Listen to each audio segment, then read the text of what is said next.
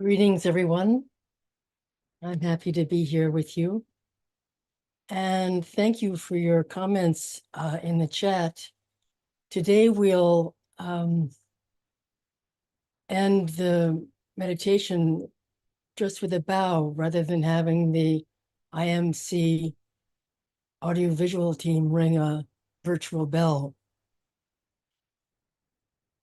So yesterday in our meditation, I drew on the first two steps of the Anapanasati Sutta, the Buddha's foundational discourse on using the breathing to establish, cultivate, and strengthen our ability to maintain embodied awareness. The task being to keep our focus on the whole process of breathing, being interested in and knowing in detail the texture of our lived experience during each inhale and each exhale, moment by moment. For many of us, this isn't easy because the mind has such a strong tendency to revert to discursive thinking, usually in the form of stories about me, myself, and mine. So be patient with yourself. You may have heard the expression that nature abhors a vacuum. Well, so does the human mind when it's not advanced in meditation practice. So the invitation is to undertake this meditation without worrying about the result. We recognize that the monkey mind will want to run off, creating stories about the past and future. And when that happens, we smile and say, thank you, no thank you, monkey mind, because we know that we're here to cultivate a peaceful mind. But don't underestimate the importance of that smile when you say no thank you to your distractions. We also need to be kind to ourselves. And we just gently, with care and kindness, bring our awareness back to the breathing.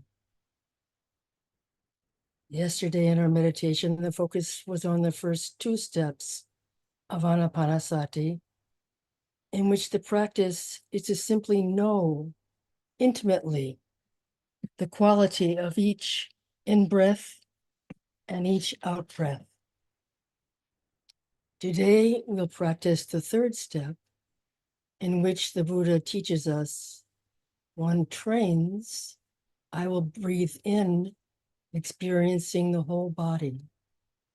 One trains, I will breathe out, experiencing the whole body. So we move from knowing to the more active practice of training.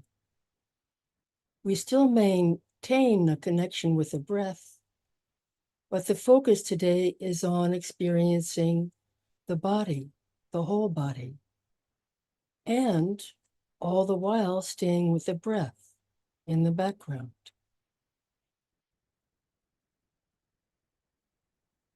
So begin by gently closing the eyes, leaving all your concerns outside the door. No need for them now.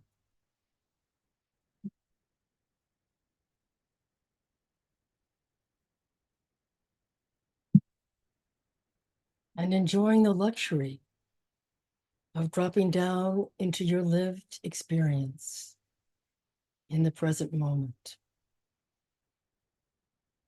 Now take a moment to formulate your deepest intention for yourself and all beings.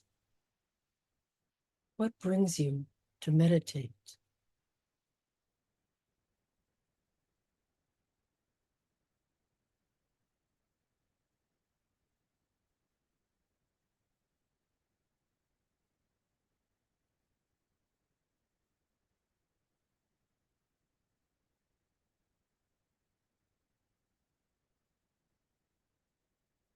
Assuming a posture that expresses the nobility of your aspiration.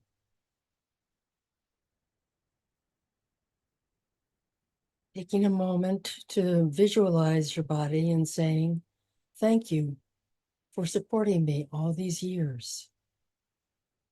Send your body, however imperfect it may be, a wave of gratitude for all the incredible functions it's been performing to keep you alive.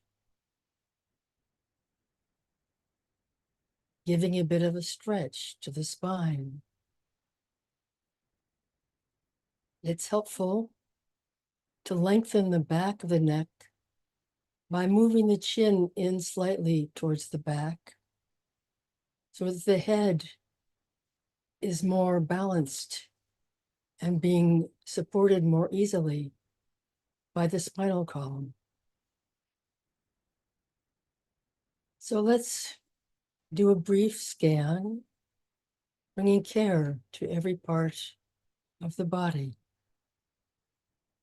starting with the crown of the head and moving downward, gently, carefully, bringing awareness imbued with kindness to the scalp, the face, the eyes, the cheeks, the mouth, and the jaw.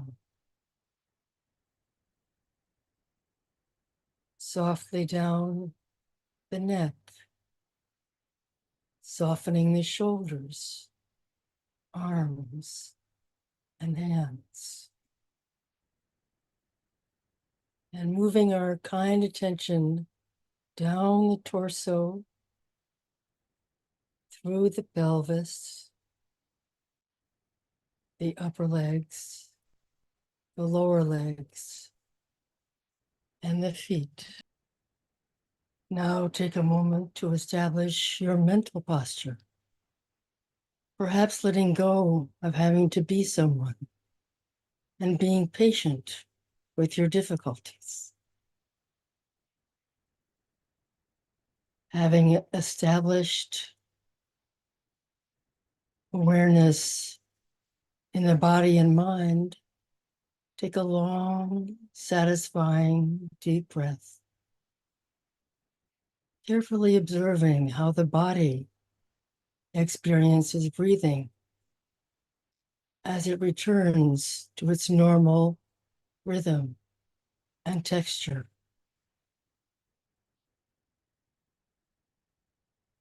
Our focus today is to feel the breath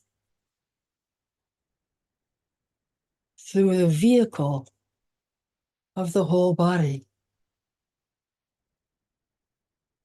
And the task is to become aware of how the body experiences each in-breath and each out-breath. Trusting the body to be your guide and to support you as you meditate.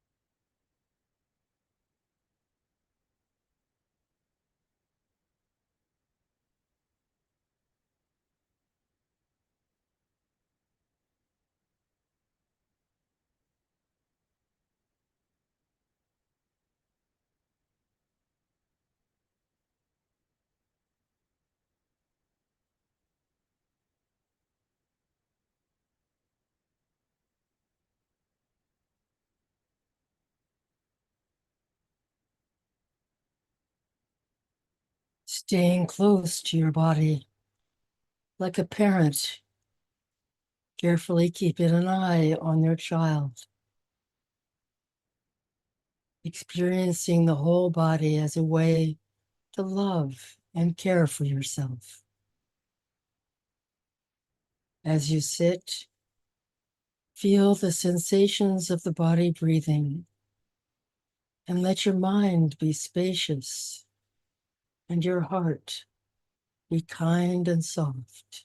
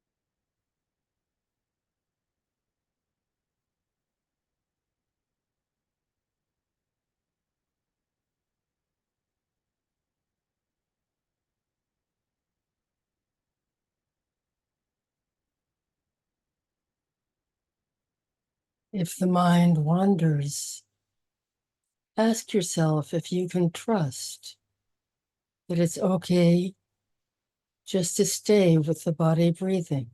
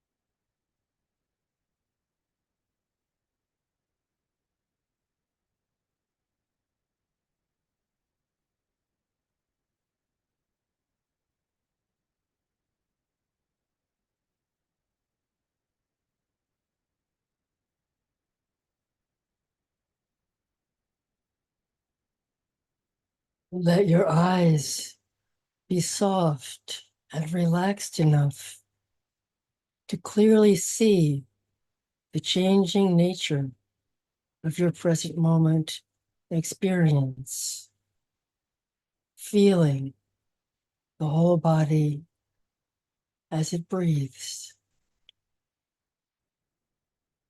seeing the Dharma in the body breathing.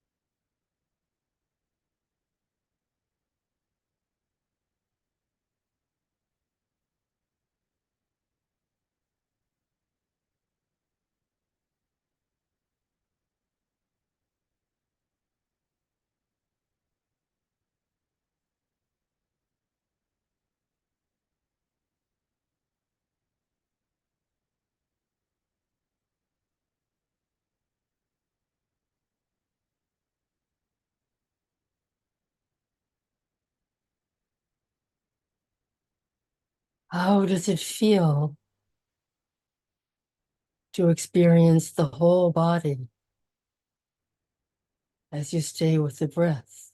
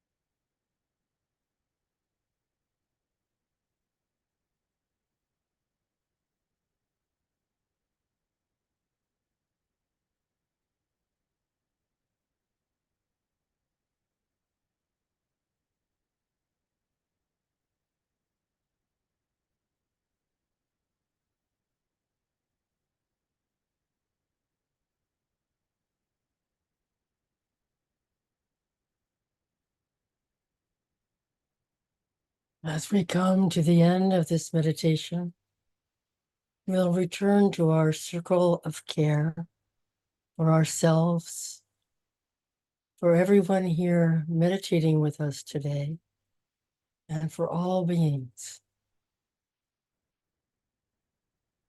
May all beings be safe and protected. Being safe, may all beings, including ourselves, be happily at ease. May all abide in peace. And may all beings everywhere be free.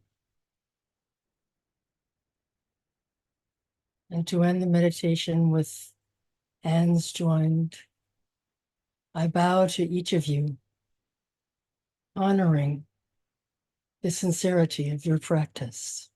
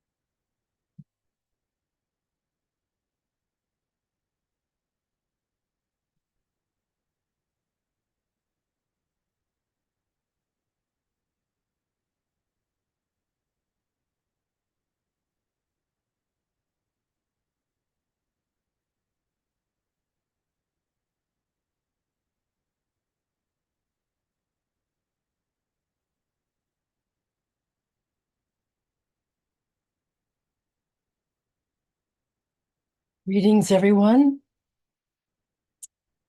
It's good to be here with you.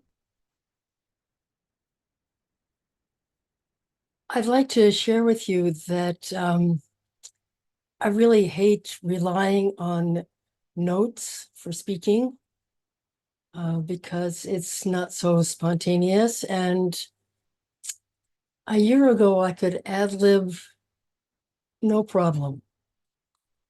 But the truth is that I'm not 100% recovered from my illness, and my memory's not great. So I'm just more comfortable teaching with notes, and so I ask your forgiveness. The theme for this week is trusting the practice. And the Pali word for trusting is saddha, which literally means supporting the heart. And in addition to trust, saddha is also translated as confidence, conviction, faith. The ability to trust is the first of the 5 faculties, which everyone has to some degree. And saddha has the benefit of controlling doubt. And when it masters the hindrance of doubt, saddha becomes the first of the 5 powers. So the faculty of trust is well worth cultivating. And when it becomes strong, it's a tremendous asset in our practice. Yesterday, we looked at trusting the breath and trusting our beautiful mind.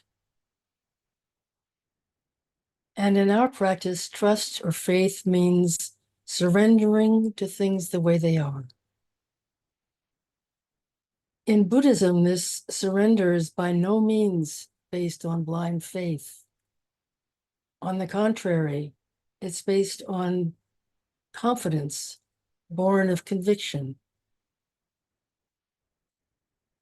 And in this practice, we're encouraged to experiment, to try things out in order to find out what works best for us personally.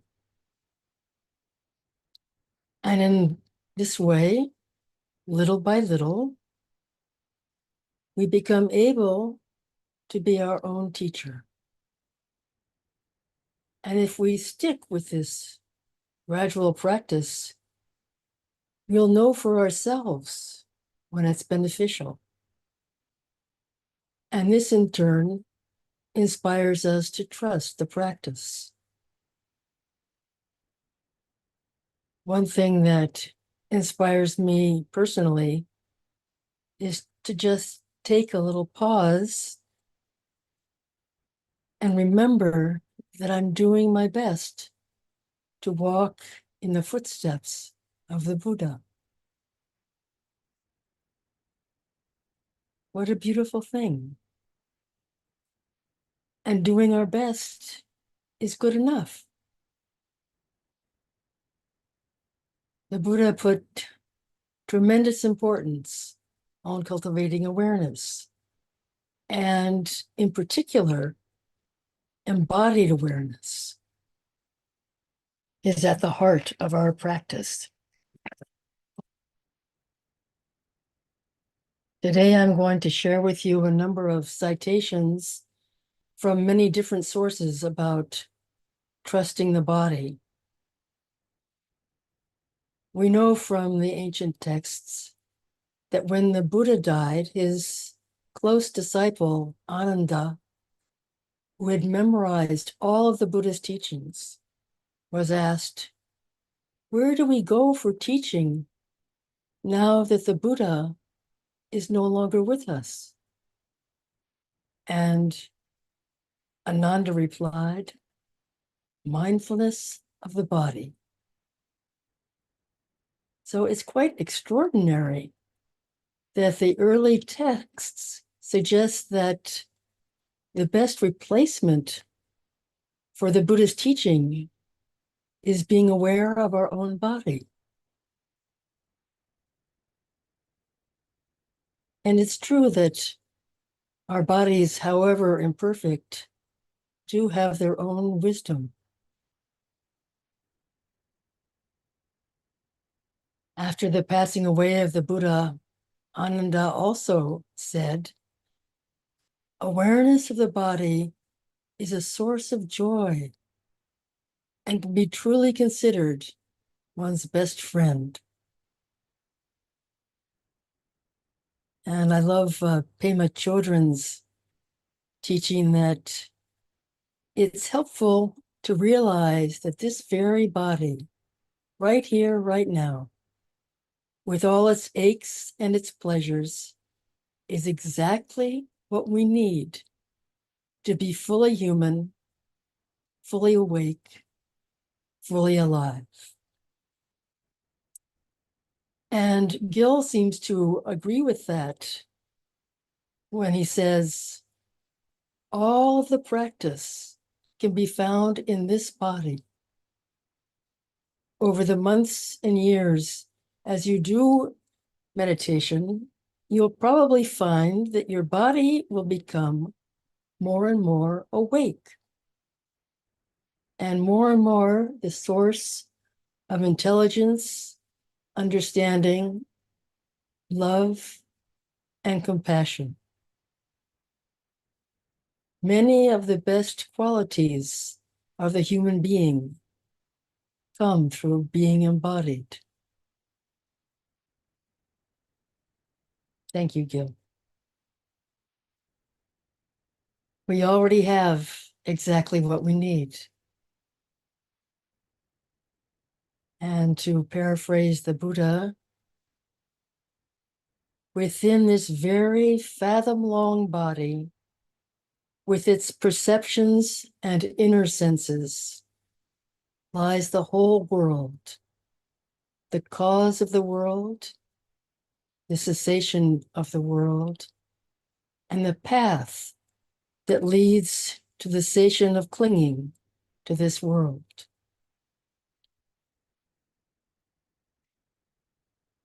In the same vein, Ajahn Mun from the Thai forest tradition exhorts us, never allow the mind to desert the body in your investigation of the world. Examine its nature. See the elements that comprise it. See the impermanence, the suffering, the selflessness of the body while sitting, standing, walking, or lying down.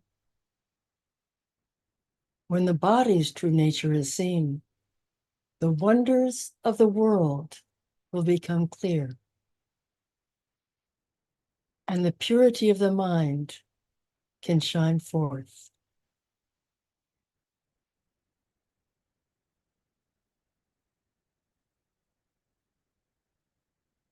Let that sink in.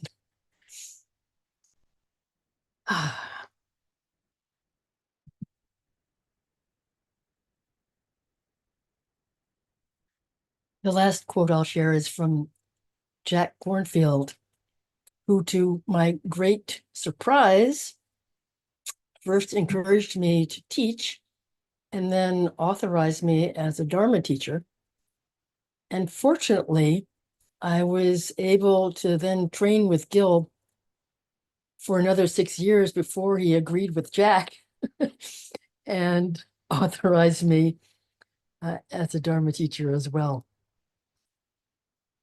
So here's something that Jack Cornfield shared on a long retreat. The human body, at peace with itself, is more precious than the rarest gem. Cherish your body. It's yours for this one time only. The human form is one with great difficulty. It's easy to lose. All worldly things are brief, like lightning in the sky. This life you must know as the tiny splash of a raindrop, a thing of beauty that disappears even as it comes into being. Therefore, set your aspiration and make use of every day and night to achieve it.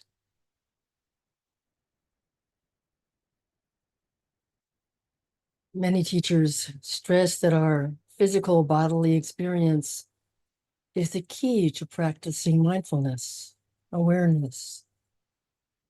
And one of the reasons for this is because when the mind is paying attention to the body, we're by definition in the present moment and not indulging in distractions from the past or the future.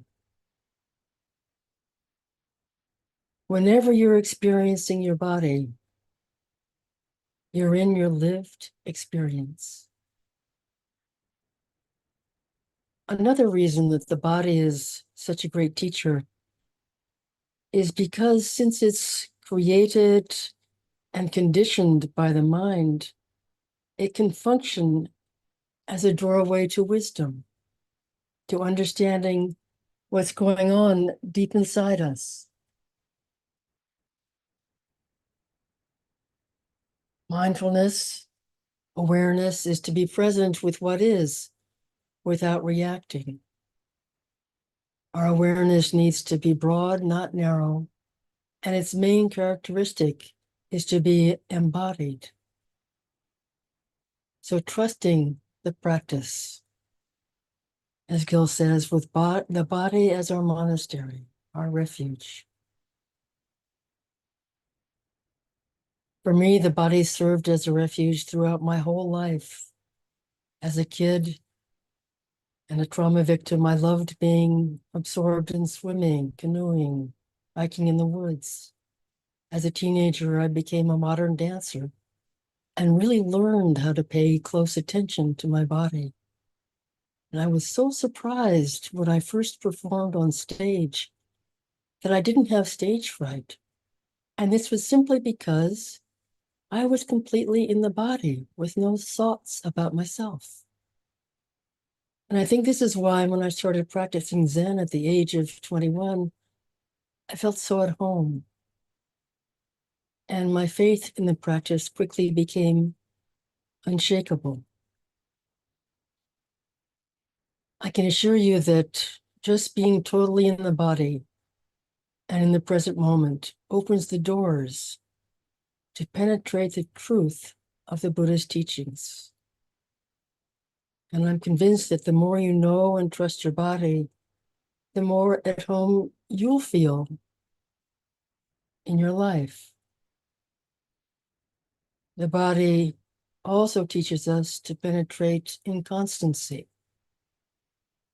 which reveals in turn the truth of not self. And this for me has had tremendous healing powers. So I'll close with a poem on the theme of trusting inconstancy by the Polish-American poet Czesław Miłosz.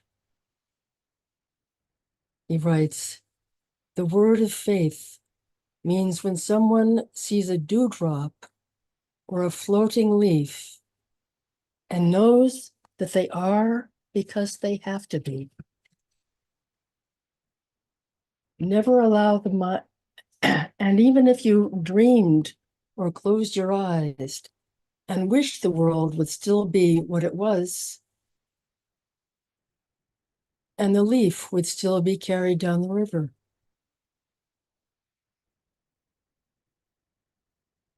So also on the idea of trusting the body as perhaps our greatest teacher, yesterday the homework was to reflect on what it might be like to live in beauty, to move in beauty. And for me, I feel like I'm living in beauty when I step out of being in a hurry and slow down a little. And then when I bring full awareness to how I'm moving through the day, the active mind gives way to a mind that's empty, empty enough to be fully aware. And that feels just lovely. We have such full, busy lives. So if you'd like a little homework for the next 24 hours, you might try slowing down just a little bit in your everyday activities and bring awareness to how you're inhabiting your body. When you're reaching for something in the kitchen or opening a door or using the toilet, bring your full awareness to how the body is experiencing what you do.